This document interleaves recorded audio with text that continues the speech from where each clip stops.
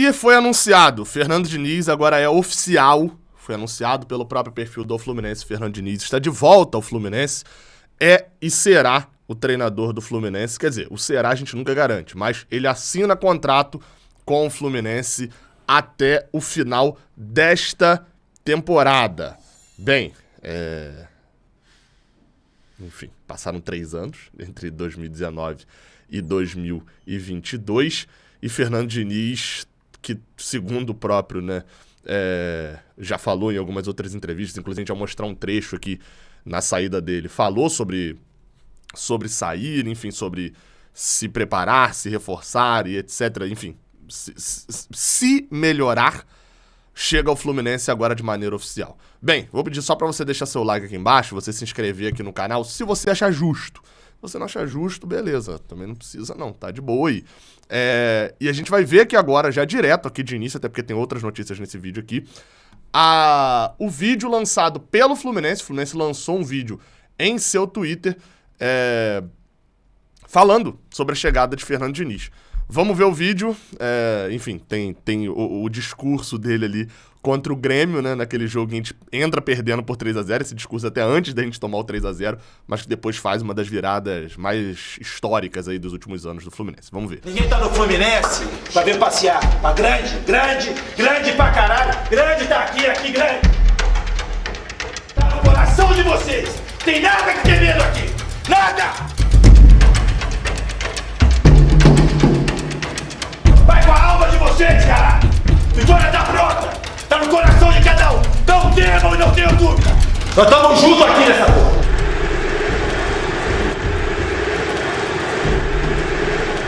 Ninguém tá no Fluminense! É importante relembrar que esses gritos aqui do final, ó, esse aqui, Diniz, esses gritos foram feitos até o final, na verdade, né? Até as últimas partidas a torcida ainda gritava.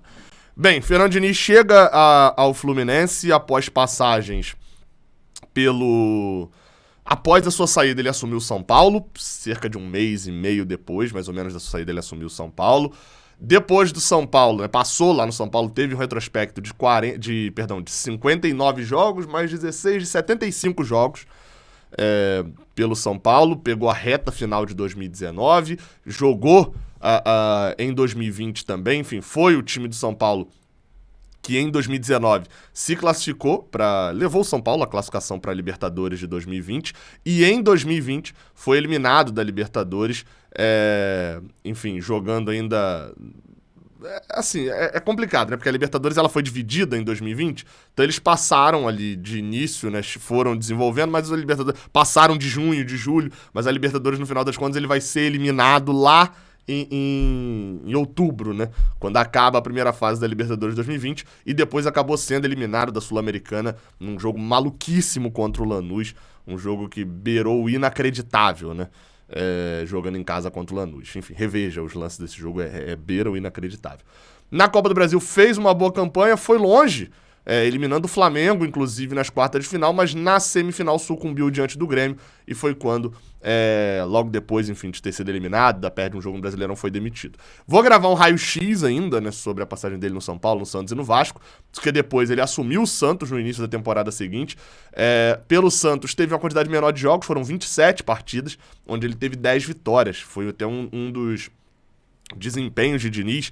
O melhor desempenho foi no São Paulo, mas no São Paulo, entre aspas, ele fracassou. Onde ele teve o melhor desempenho, o melhor trabalho, ele fracassou, que foi assumir a liderança do Brasileirão, perder força e perder o título. No Santos, ele não fez um bom trabalho no Santos e no Vasco, mas não houve um fracasso, porque não tinha um objetivo que estava na mão e acabou não sendo concluído, né?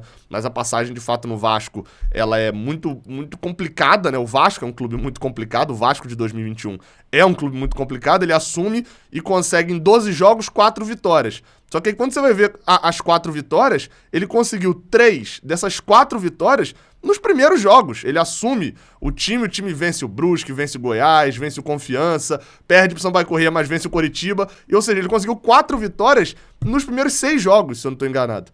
E aí, enfim, depois disso, vem um desempenho terrível na reta final do Vasco e o Vasco acaba ficando na Série B. Então, assim, depois a gente vai fazer um raio-x direto sobre esses clubes, mas é esse o Fernando Diniz, pós-saída do Fluminense, que chega aqui agora no Tricolor. Pra fechar aqui o assunto Fernando Diniz, eu vou botar aqui um trechinho da coletiva que ele deu. Ele não deu uma coletiva de despedida no Fluminense. Ele organizou uma coletiva após a saída dele. Enfim, a gente lembra como foi conturbada a saída dele com a questão de Celso Barros. Enfim, ele falou depois que elogiou muito todas as pessoas ali do Fluminense, mas não cita o Celso Barros. Foi uma confusão grande. E ele deu uma coletiva, convocou a imprensa para poder dar uma coletiva. E a primeira pergunta, que é a pergunta do Cícero Melo, ele responde sobre evolução. E acho que vale a gente ver. Esse era a cabeça de Fernando Diniz quando saiu do Fluminense em 2019. Então, Cícero, raciocinar o que está dando errado é o que eu faço todos os dias da minha vida. Então, estou sempre raciocinando para melhorar o time. E quanto mais raciocínio, eu tenho mais convicção que eu estou no caminho certo.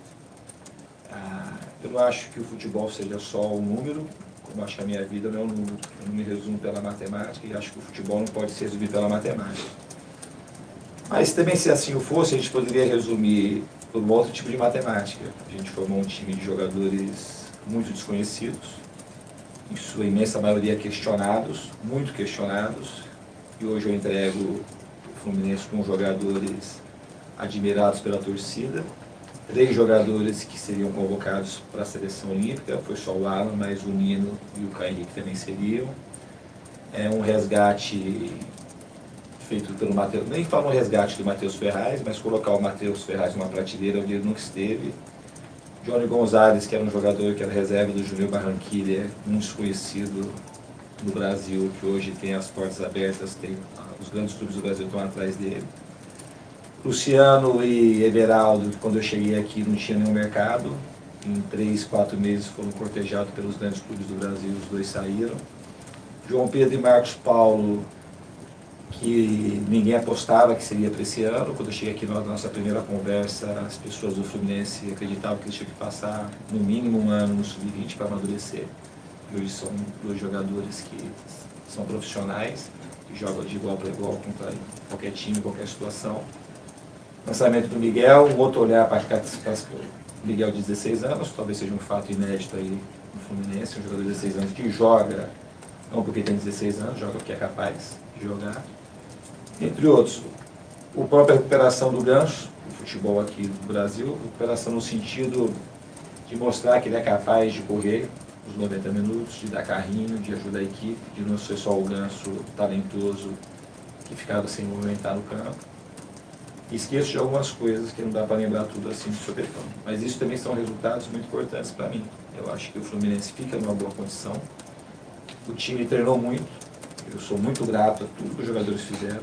A gente construiu uma relação muito intensa, muito profunda, que fazem com que os jogadores tenham confiança para jogar futebol. Vai vir um outro profissional aqui e vai dar sequência.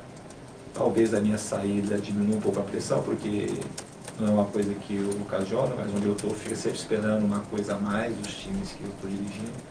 Talvez nesse quesito, eu talvez fiquem mais à vontade, não sei, mas acredito que o time vai decolar no Campeonato Brasileiro e tem uma boa chance de passar pelo Corinthians Sul-Americano. Então, o saldo. Bem, falou ali um bocado, vale a pena, sei lá, se essa coletiva tá inteira no canal Saudações Tricolores, é importante aqui dar também um crédito certinho. No Saudações Tricolores tem entrevista completa, não sei se tem algum outro lugar. Fernando Diniz fala assim, é importante a gente ver o olhar que ele teve sobre a evolução dos jogadores. Eu falo isso um pouco quando eu participei da live lá no canal do Vitor Lessa, né? Eu falo, cara, Fernando Diniz, ele vai ter muitos na mão dele, muitos jogadores que passaram por ele, e ele desenvolveu os jogadores. Mas mesmo ele falando isso tudo sobre os jogadores, a gente viu que ele não conseguiu em 2019 desenvolver um time. Ele teve um problema sério para transformar a evolução das peças na evolução do conjunto. Tomara que nesse ano seja diferente. O principal ponto pra mim do que ele fala ali é algo que a gente vai ter que saber conviver agora. A pressão. Fernando Diniz é uma bomba pra qualquer clube. E é uma bomba que pode explodir a qualquer momento. O que você tá querendo dizer, Gabriel? O nível de pressão e atenção dos adversários com o Fluminense vai aumentar, isso é óbvio. Fernando Diniz é um dos personagens midiáticos do Campeonato Brasileiro dos últimos 4, 5 anos, possivelmente o maior entre os treinadores de personagem. Não tô falando de qualidade, tô falando de personagem. Aonde Fernando Diniz está, a atenção da mídia está junto com ele. Muito mais também, é claro, porque ele só treinou times grandes recentemente, times acostumados a brigar em cima e ganhar títulos. Foram nos últimos anos, né? Atlético Paranaense, Fluminense, São Paulo, Santos e o Vasco, que provavelmente no seu pior problema, mas não tem como a gente discutir que é um clube de mídia. Chega junto com o Fernando Diniz 2 profissionais, tá? O primeiro deles, que vale a gente citar, é o Wagner... Cadê o sobrenome dele que eu esqueci agora, gente? Wagner Bertelli, que esteve com ele aqui na outra passagem, tá aí até a foto, que é preparador físico, trabalhou junto com o Marcos Seixas, que é o preparador físico atual do Fluminense, vão trabalhar de novo juntos. Lembrando, aquele time do Fluminense ficou destacado pelo alto índice de treinamentos, né? E a gente não viu uma quantidade tão absurda de lesões. O Wagner Bertelli chega para voltar a trabalhar no Fluminense. E outro que vai chegar agora é o Eduardo Barros. Você fala, Gabriel, quem é Eduardo Barros? O Eduardo Barros não estava na outra passagem do Fluminense, do Fernando Diniz, pelo Fluminense. É um jovem auxiliar técnico, que é auxiliar técnico do Atlético Paranaense. Ele foi com o Diniz, saiu do Audax pro Atlético Paranaense, ficou por lá, chegou a comandar o time em algumas passagens ali de sub-23, troca de treinador para um lado e para o outro. Ele, sendo auxiliar, assumiu, chegou a treinar um outro jogo do Atlético principal. E agora vem com o Fernando Diniz, estava sendo auxiliar no Juventude, vem com o Fernando Diniz para o Fluminense. Então essa é a comissão técnica que chega. Vamos às outras informações. O Fernando Diniz já assume na segunda-feira, não vai estar amanhã contra o Coritiba, como a gente já tinha sido amplamente aqui noticiado. Segunda-feira ele assume o Fluminense, espero eu que haja uma coletiva na segunda ou na terça-feira. Bem, espero eu não, né? Eu recebi essa informação, inclusive, espero que o Fluminense cumpra, né? Notícia e informação do Gustavo Garcia, o repórter do GE, que está lá em Curitiba para cobrir a partida do Fluminense contra o Coritiba neste final de semana. Segundo Gustavo Garcia, o Fluminense desembarcou lá em Curitiba e 2 jogadores não viajaram. John Arias e David Braz ficam de fora da partida, muito provavelmente por questões de desgaste físico. São 2 jogadores que vêm tendo um alto desgaste físico nas últimas partidas. Vale o destaque, tá? Quem viajou então, Gabriel? Todos os outros jogadores que não ele. Tem um videozinho aqui do Gustavo Garcia que eu vou botar aí pra vocês darem uma olhada. Ele publicou lá no GE. Globo, vale você ir lá dar uma olhada na matéria completa, né, lá no GE. Globo. Tá aí na tela, ó. A gente já vê por aí, deixa eu tirar o som aqui porque senão vai ficar muito alto. O Marcos Felipe, o Paulo Henrique Ganso, esse aqui me parece o Mário Pineda, Martinelli, ali atrás eu não consegui identificar quem era esse, acho que era o Calegari. Ele falou ainda, Cale, né? Nino, vamos ver aqui se parece mais alguém. Esse aqui é o seu Carlos, né? Esse aqui devia ser o seu Carlos aqui, não sei exatamente quem é. Marcão, vai passando comissão técnica do Fluminense chegando, não sei se vai ter mais alguém que vai ter aqui no vídeo diretamente, mas bem, o Fluminense viajou, devemos ter um time diferente, porque a gente já sabe que o Marcão treinou o time com 2 zagueiros. Pode ser que também pela falta do David Braz, Manuel também não viajou e Felipe Melo ainda segue na recuperação, né? Não tá pronto para voltar pro campo. Não tendo esses 3, é de se esperar que o Marcão tenha treinado 2 zagueiros apenas, jogando com Nino e David Duarte, né? Matheus Ferraz ficando como opção no banco de reservas. Não teve uma viagem surpreendente, né? Tipo assim, um exemplo, tá lesionado no momento, mas seria, por exemplo, Luan Freitas aparece na viagem. Não teve ainda um jogador que tenha sido uma surpresa total pra gente que estivesse na viagem do Fluminense. Ou seja, com isso, imagina-se mesmo que essa escalação que eu falei aqui, a gente tendo David Duarte e Nino na zaga, seja a provável escalação sem Manuel, sem David Braz e sem Felipe Melo. É isso então. Amanhã tem pré-jogo aqui cedo e de tarde toda a cobertura de Fluminense e Coritiba. Hoje não viajarei, né? Não viajarei lá para Coritiba. Estarei agora nos próximos 3 jogos do Fluminense. Provavelmente nos próximos 4, mas nos próximos 3 é certeza. Estarei em Fluminense Júnior, estarei em Palmeiras e Fluminense em São Paulo e estarei em Vila Nova e Fluminense em Goiás, em Goiânia. E talvez vou para Volta Redonda, ainda não sei para o Fluminense e Atlético Paranaense. Mas vamos ver. É isso, galera. Muito obrigado a todo mundo que acompanhou esse vídeo até o final. O dinizismo tá de volta. Você vai falar, Gabriel, você é a favor ou contra da contratação?